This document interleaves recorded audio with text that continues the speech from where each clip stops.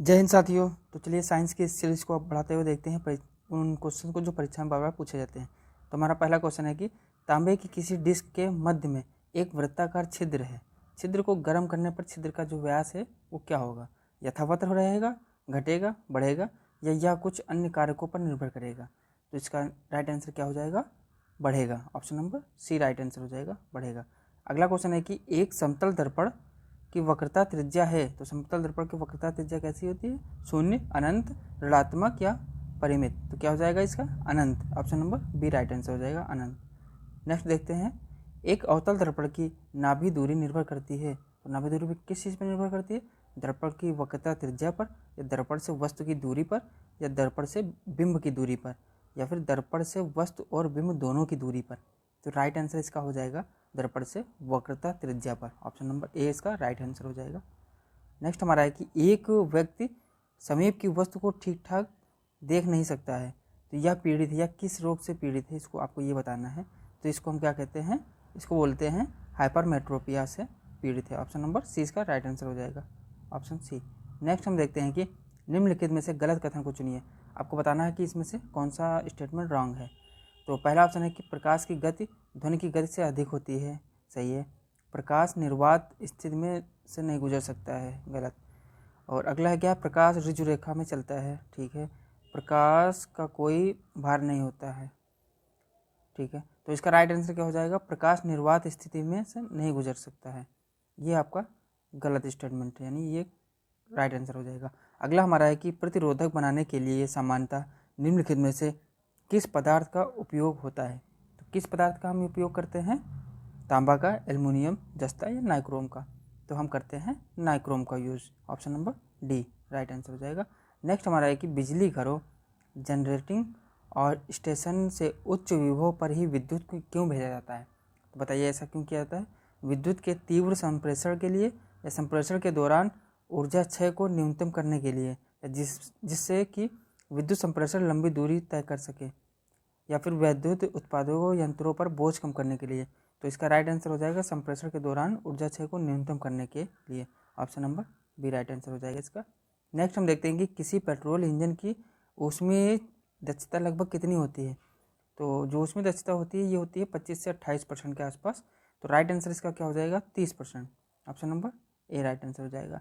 Next हम देखते हैं कि लोह धातुओं की कटिंग और वेल्डिंग के लिए निम्नलिखित प्रक्रम का उपयोग किया जाता है। तो किस प्रक्रम का उपयोग किया जाता है? अक्री गैस टंगस्टन आर्क वेल्डिंग का। ऑप्शन बी राइट आंसर हो जाएगा इसका, ऑप्शन बी। नेक्स्ट हमारा है कि कौन सा भाग संपूर्ण शरीर के लिए रक्त पंप करता है?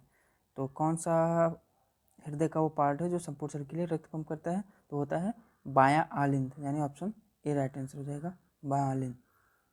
नेक्स्ट हम देखते हैं कि ट्रांसफार्मर की अधिकतम दक्षता की दशा क्या है? तो उसकी दशा क्या होती है? उसको हम बोलते हैं कि सभी हानियाँ जो हैं उसकी वो क्या होनी चाहिए? शून्य होनी चाहिए। सभी हानियाँ शून्य होनी चाहिए। ऑप्शन डी राइट आंसर हो जाएगा इसका। नेक्स्ट हमारा है कि लोहा का गलनांक यानी मेल्टिंग पॉइंट क्या होता है? जहाँ पे लोहा गल जाता है, तो मेल्टिंग पॉइंट बताना है इसका। तो मेल्टिंग पॉइंट होता है लोहे का 1538 डिग्री सेल्सियस।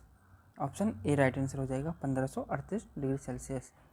नेक्स्ट हमारा है कि रेफ्रिजरेटर के एक लिए प्रशीतक होना चाहिए। तो रेफ्रिजरेटर के लिए प्रशीतक क्या होना चाहिए? उच्च गुप्त ऊष्मा या निम्न विशिष्ट मान, उच्च ऊष्मा या निम्न गुप्त ऊष्मा, या इनमें से कोई नहीं। तो इसका राइट आंसर हो जाएगा उच्च गुप्त ऊष्मा या निम्न विशिष्ट मान। ऑप्शन ए राइट आंसर हो जाएगा इसका। नेक्स्ट हम देखते हैं कि भाप की गुप्त ऊष्मा लेटेंट हीट जो है वायुमंडल दाब से अधिक दाब पर वायुमंडलीय दाब की तुलना में होती है। क्या होती है? कम होती है, समान होती है या अधिक होती है? तो ये अधिक होती है। कितनी? अधिक होती है। ऑप्शन नंबर सी इसका राइट आंसर हो जाएगा, अधिक। नेक्स्ट हमारा है कि प्रतिरोधक लोड में शक्ति क्षय निम्न में से किसके समानुपाती होती है? तो प्रतिरोधक लोड में जो है शक्ति क्षय किसके समानुपाती होती है? धारा के, या 1/धारा के, या धारा स्क्वायर, या 1/धारा स्क्वायर के? तो ये होती है 1/धारा के समानुपाती होती है। ऑप्शन बी इसका राइट आंसर हो जाएगा। नेक्स्ट हम देखते हैं कि किसी बिंदु पर सेंटीग्रेड और फ़ारेनहाइट तापमान एक जैसे होते हैं। तो एक जैसे कब होते हैं? ये -40 डिग्री पर एक जैसे होते हैं। ऑप्शन डी राइट आंसर हो जाएगा इसका। अगला हमारा है कि ऑप्टिकल फाइबर को आमतौर पर किस में प्रयोग किया जाता है? तो ऑप्टिकल फाइबर को आपको पता होगा किस में किया जाता है? बुनाई में करते नहीं, खाने के उद्योग में भी नहीं, और संगीत और औजार में भी नहीं, तो किस में करते हैं? संचार में करते हैं। संचार में ऑप्टिकल फाइबर का यूज़ किया जाता है। ऑप्शन ए राइट आंसर हो जाएगा इसका।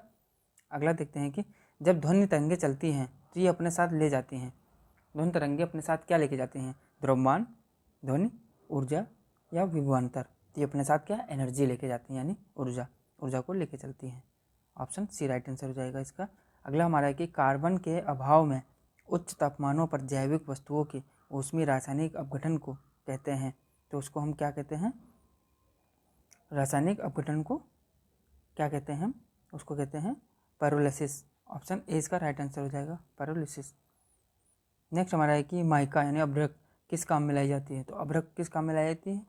भट्टियों की ईंट के निर्माण में, या विद्युत उद्योग में, या फौलाद में, या शीशे व मिट्टी के बर्तन बनाने में। तो इसको हम किस में लाते हैं? विद्युत उद्योग में। ऑप्शन बी इसका राइट आंसर हो जाएगा, विद्युत उद्योग में हम अभ्रक का काम में लाई जाती है। अगला हमारा है कि फोटोग्राफी में किस रसायन का उपयोग किया जाता है? जब फोटोग्राफी की जाती है तो उसमें जो किस केमिकल का यूज़ किया जाता है, ये पूछा है, किस रसायन का यूज़ किया जाता है, तो उसमें हम करते हैं सिल्वर ब्रोमाइड का यूज़ करते हैं। Option B silver bromide. Next हमारा है कि बैटरी के ऋणात्मक ध्रुव से जुड़े हुए इलेक्ट्रोड को क्या कहा जाता है? तो बैटरी के जो ऋणात्मक ध्रुव से जुड़ा हुआ इलेक्ट्रोड होता है उसको हम क्या कहते हैं? उसको हम कैथोड बोलते हैं, cathode. Option A right answer हो जाएगा इसका, कैथोड।